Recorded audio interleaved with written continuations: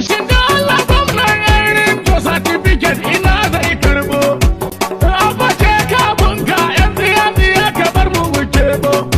Kuma fi karfin yaro ko da uban shi za ya lababo. Abba ka cika gurzo. Komai ake bukata kayi. Kana ta aiki gwamna wasu ko suna ta ihun banza. Abba ka cika gwarzo. Komai ake bukata kayi. Kana ta aiki gwamna wasu ko suna ta ihun banza. Gaska tana da haushin kifi kanawa ba za ku barance ba. Nasara daga Allah na lura ba su san wannan ba. An fito an yi zaɓe mun ci shi ba da kati dai ba.